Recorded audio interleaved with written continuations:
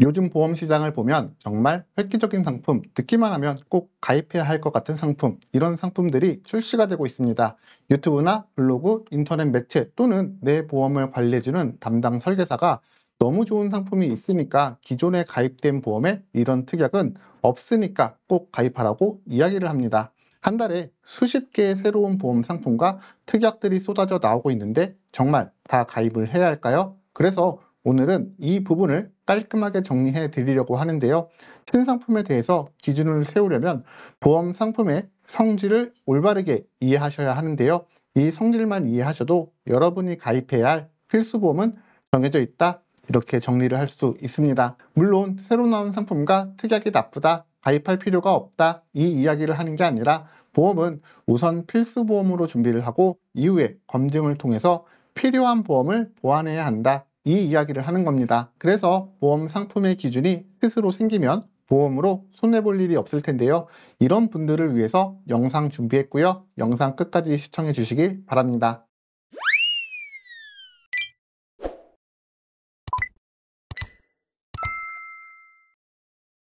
오늘 여러분과 함께 나눌 이야기 세 가지로 준비했습니다. 첫 번째, 꼭 필요한 보험은 어떤 게 있는지 그 기준을 만들 거고요. 두 번째, 보험료는 얼마가 적당할까? 세 번째는 현재 시점에 보험의 트렌드는 어떤 게 있을까? 이렇게 세 가지 내용 정리해 드릴 텐데요. 플러스 마이너스 오차는 있겠지만 오늘 알려드릴 연령별 보험료보다 과도하게 비싸거나 아니면 과도하게 저렴하다면 보험 점검을 꼭 다시 받아볼 필요가 있습니다. 그럼 시작해 보겠습니다. 먼저 예시를 살펴볼 텐데요. A라는 사람이 있습니다. 이 A라는 사람이 폐암 진단을 받고 면역 항암제 치료인 카투로다를 사용을 했습니다. 이렇게 사용한 금액은 총 1억 원인데 이 항목이 비급여라고 합니다. 두 번째, B씨는 종합건강보험을 가입한 이후에 한 달 뒤에 골절 사고가 발생이 되었습니다. 그런데 내가 가입한 보험에는 이 골절 진단비가 없었습니다. 보험 회사마다 골절 진단비는 약 30만 원 정도가 가입이 가능한데요. 이 특약을 구성하지 않은 설계사가 너무 원망스러운 상황이 만들어진 거죠. 자, 그러면 우리가 보험을 가입하는 본질을 생각해 볼 필요가 있습니다. 보험은 우연히 어떠한 사고가 발생이 되었을 때 그 일을 스스로 감당하기 힘들 때 도움을 받기 위한 것이라고 정의를 할 수가 있습니다. 자, 그러면 암으로 1억 원의 비용을 사랑한 A씨와 골절로 30만 원을 지출한 B씨, 여러분은 어떤 분이 더 경제적 손실이 높다고 생각이 드시나요? 그리고 지금 제가 골절을 예로 들었지만 이 밖에도 살면서 무수히 많은 질병과 상해를 만날 수가 있습니다. 문제는 이러한 특약들을 모두 구성을 하게 되면 보험료가 눈덩이처럼 불어나기 때문에 결국 한정된 보험료 안에서 우리는 최선의 선택을 할 수밖에 없다는 이야기가 되는 겁니다. 하지만 어떤 질병이 어떻게 발생될지 모르기 때문에 이것저것 다 가입하는 게 맞는 거 아니냐? 이런 질문을 할 수가 있는데요. 이때를 위해서 가입하는 게 실비보험이라고 생각을 하시면 되겠습니다. 실비보험은 약관에서 정한 임신이나 출산 이렇게 몇몇 가지를 제외하고 모두 보장이 가능하기 때문에 예시를 해드린 암이나 골절 그 밖에 많은 질병과 상해를 보장을 하기도 합니다. 그리고 전 국민의 80%가 넘게 가입되어 있는 만큼 보험의 1순위가 바로 실비보험이다. 이렇게 생각을 해주시면 되고요. 보험료는 전 연령대 구간 월 10,000원에서 20,000원대로 준비가 가능하니까 내가 정말 보험료가 부담스러워서 보험을 아예 가입을 할 생각이 없다. 그렇다면 이 실손보험만큼은 하나는 꼭 가입을 해주시는 게 좋습니다. 이렇게 실비보험이 준비가 되어 있다면 그 다음으로 준비해야 하는 게 암, 뇌, 심장질환 3대 진단비 항목을 가입하시면 되는데요. 그 이유를 설명해 볼까 합니다. 먼저 암이라는 질병이 걸릴 확률은 얼마나 될까?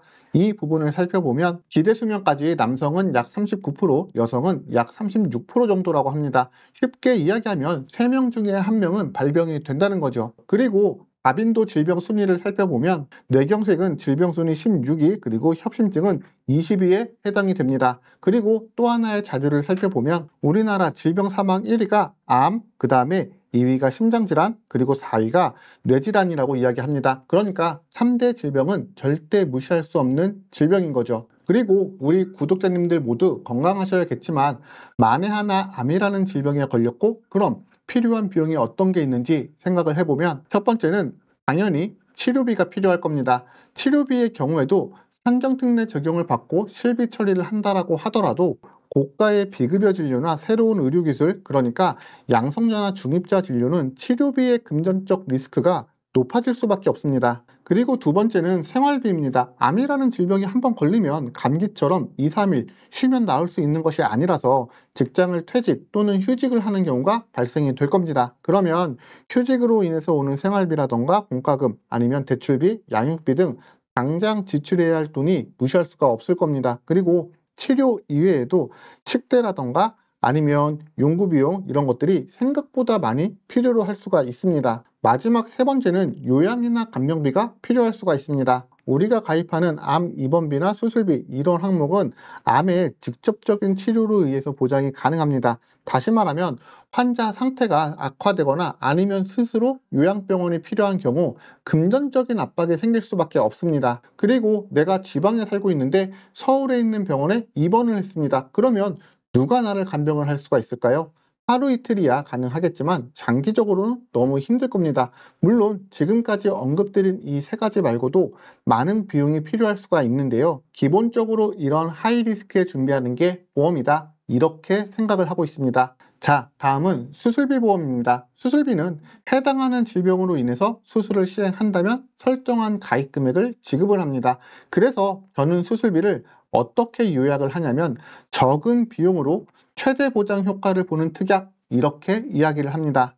자, 예를 한번 들어보도록 할 텐데요. 대장염종이나 만모통 아니면 백내장, 이렇게 일상생활에서 발생할 수 있는 경증 질환부터 어쩌다 한번 우연히 발생할 수 있는 암이나 뇌질환, 심장질환 같은 중증 질환까지도 보장이 가능합니다. 그리고 보험료도 합리적으로 가져갈 수가 있는데요. 갱신, 비갱신 모두 선택적으로 가입이 가능합니다. 자, 그런데 수술비를 설명을 하면 이런 질문을 하시는 분들이 있습니다. 실비보험에서도 수술비 보장이 가능한데 수술비를 꼭 가입해야 할까? 자, 그럼 생각을 해볼 필요가 있습니다. 실비보험의 수술비 한도는 5천만 원이고요. 실비보험의 통원 한도는 20만 원입니다. 그런데 실손가입자 A씨가 당일 실술로 병원비를 100만 원을 사용을 했습니다.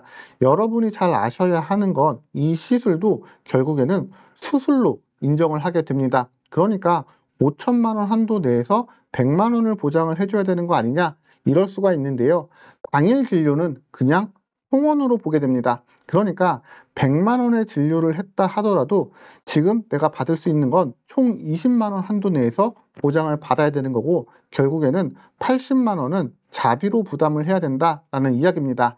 자, 그런데 똑같은 상황인데 수술비를 100만 원을 가입을 해두었습니다. 그러면 실비보험의 20만 원과 수술비 100만 원, 그래서 합산 120만 원을 지급을 받을 수가 있게 되는 거죠. 그리고 이 수술비는 한 번 지급받아도 소멸되는 게 아니라 반복 지급이 가능하기 때문에 보험료 대비 가성비가 좋은 특약임은 분명하다, 이렇게 보여집니다. 자, 다음은 배상책임 특약인데요. 이 특약 여러분이 살면서 어쩌면 암보험보다 더 먼저 사용하고 자주 사용할 수 있는 특약입니다.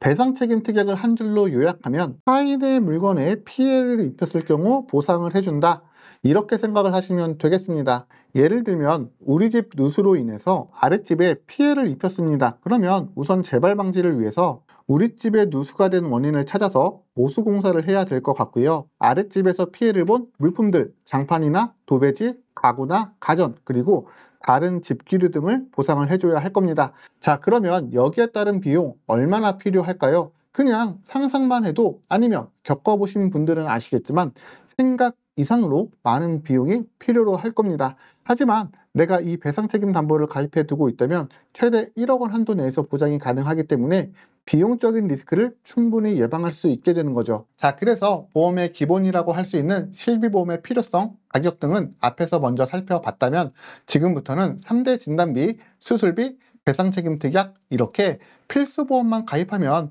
설계 내용은 어떻게 되는지, 보험료는 어떻게 나오는지 한번 살펴보도록 하겠습니다. 이미 아시는 분들도 있겠지만 저희 굿밸런스 보험에서는 매월 모든 상품을 비교해서 가장 최적화된 보험료 비교 및 플랜을 제안드리고 있는데요. 자, 이렇게 보험회사별로 금액을 비교해서 가장 저렴한 부분으로 설계를 한다고 생각을 해주시면 될 것 같습니다. 왜냐하면 보험료가 각 회사별로 차이가 큰 경우도 많습니다. 보시면 4번 회사 같은 경우는 암진단비가 5,704원인데 8번 회사 같은 경우는 9,390원입니다. 그런데 이게 1,000만 원당 단가인데 만약 5천만 원으로 가입을 한다고 하고 납입 기간을 20년을 계산을 하면 보험료 차이는 정말 엄청난 차이가 발생이 될 수가 있는 겁니다.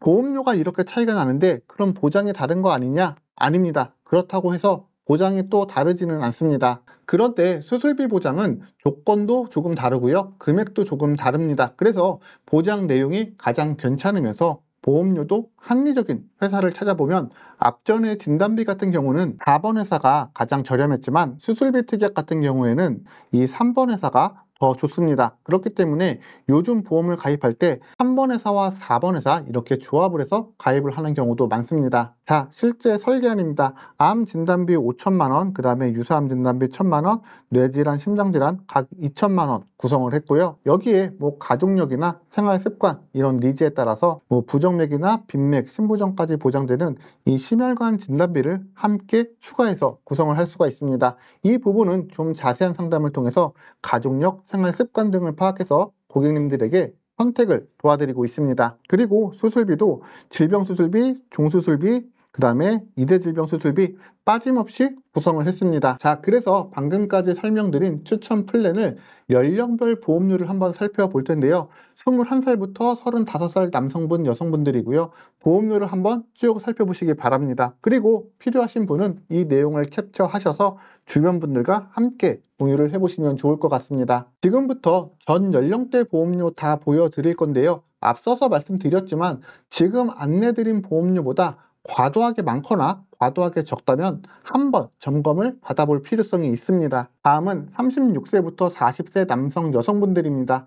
천천히 한번 살펴보시고요. 그리고 41살부터 60세 남성 여성분들 보험료 한번 쭉 살펴보시기 바랍니다. 이 보험료와 비교해서 보험료가 너무 과도하다 그러면 위에 연락처로 전화를 주시거나 카톡을 주시면 정확하게 점검을 도와드리겠습니다. 상담을 받는다고 해서 가입을 권유하거나 돈이 드는 건 아니니까 편하게 질문 주시면 되겠습니다. 그리고 여기에서 보험을 가입하는 데 있어서 꿀팁을 하나 드리려고 하는데요. 앞전에 심장 쪽에 가족력이 있으신 분들 같은 경우는 이 허혈성 진단비와 함께 심혈관 진단비를 추가해서 가입을 하거나 아니면 이것까지 모두 포함이 되는 심혈관 진단비를 가입하는 게 더 좋다고 이야기 드렸습니다. 자, 제가 준비한 이야기는 여기까지인데요. 이번 영상 도움이 되셨다면 구독과 좋아요 부탁드리고요. 영상 하단에 더보기 버튼 있습니다. 더보기 버튼 클릭하시면 카카오톡 바로가기 링크가 있고요. 친구 검색창을 통해서도 검색이 가능하니까요. 편하게 질문 주시면 도움 드리도록 하겠습니다. 본 광고는 광고 심의 기준을 준수하였으며 유효기간은 심의일로부터 1년입니다.